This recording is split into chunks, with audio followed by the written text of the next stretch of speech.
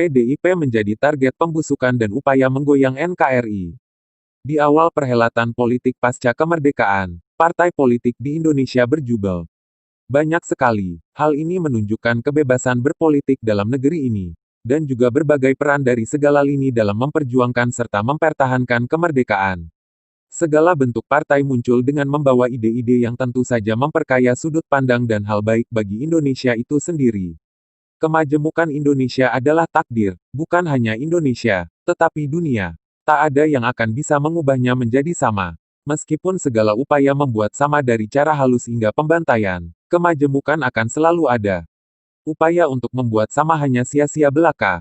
Jalan satu-satunya adalah mencari garis tengah yang beririsan dengan setiap perbedaan itu sendiri. Seperti empati, cinta, keadilan dan perdamaian di atas dunia adalah segala-galanya. Perbedaan adalah hal yang lumrah. Selagi tidak melewati batas hak orang lain, tak ada yang perlu dipermasalahkan terkait perbedaan. Perbedaan itu adalah hak setiap manusia.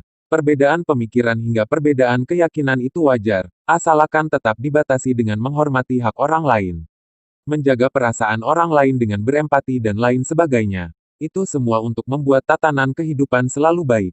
Terjaga kerukunan, keadilan dan perdamaian di atas dunia. Jika ada orang beragama merasa suci namun ingin membuatnya menjadi sama, secara tidak langsung mereka tidak meyakini Tuhannya sendiri.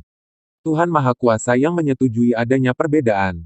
Atau mungkin iman mereka hanya sebatas bibir. Sehingga tidak yakin akan kuasa Tuhan, kekuatan dan keagungan Tuhan, sehingga mereka yang harus berdiri dan menjaga Tuhannya supaya tetap bisa eksis dan dipuja di dalam alam semesta yang notabene adalah ciptaannya sendiri. Lalu apa kaitannya perbedaan dengan politik dan khususnya PDIP? Jika kita menengok sejarahnya, PDIP adalah PDI di masa Orde Baru. Ketika itu, untuk merampingkan berbagai partai yang ada, Soeharto memanggil seluruh ketua partai yang ada dan membahas penggabungan partai-partai yang ada. Partai-partai yang bernuansa Islam menjadi Partai Persatuan Pembangunan, sedangkan untuk partai yang beraliran Kristen serta Katolik dipaksa untuk bergabung dengan partai beraroma nasionalis seperti PNI, IPKI dan Murba dan jadilah PDI.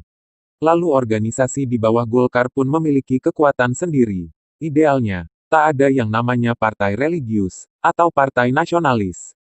Tepatnya mungkin religius nasionalis dan nasionalis religius, mengingat di Indonesia itu majemuk dan berketuhanan yang Maha Esa. Apapun agamanya harus memiliki jiwa yang nasionalis. Rasa kebangsaan yang bisa mempersatukan segala perbedaan karena berdiri di tempat yang sama yaitu Indonesia yang harus kita jaga. Kita kembali pada sejarah penggabungan partai politik pada zaman Orde Baru. Untuk PPP, saya rasa tidak akan mengalami kesulitan yang begitu berarti. Meskipun perbedaan pandangan pasti ada, tetapi tidak terlalu sulit karena memiliki persamaan yaitu sama-sama beragama Islam. Sedangkan untuk PDI, tentu ini yang akan sulit.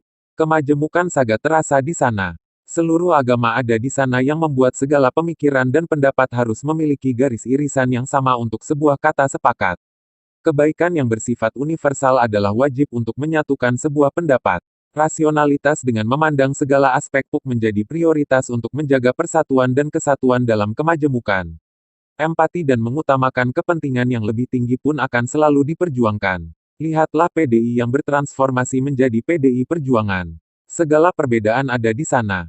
Tetapi akan selalu diusahakan mencari irisan untuk bisa satu suara. Mungkin bukan hanya PDIP, partai lain pun ada. Tetapi memang secara histori kurang menarik untuk dipelajari. Sedangkan PDIP, untuk bisa berdiri pun harus melewati tragedi kuda tuli yang memakan korban dan tes kebijaksanaan dalam mengambil keputusan dengan skala prioritas. Saya bukan kader PDIP.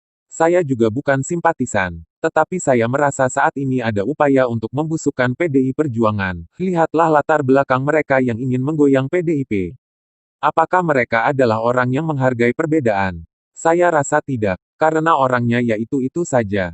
Lihatlah mereka yang berteriak ingin PDIP bubar. Kalau kita lihat adalah kelompok yang kerap mengatakan demokrasi dan Pancasila togut. Lihatlah mereka yang berteriak PDIP itu komunis. Tak jarang kita lihat mereka adalah kelompok yang kerap melupakan empati dan kerap intoleran serta gemar bermain sara. Benar atau tidak? Jika benar marilah kita lawan propaganda yang menggoyang PDIP. Dan jika salah tolong sebutkan supaya kita bisa menggali lagi. Apa maksud dan tujuan mereka tidak rela ada PDIP? Sebab PDIP memiliki kekuatan yang besar saat ini dan itu ditunjukkan dengan menangnya PDIP dalam pemilu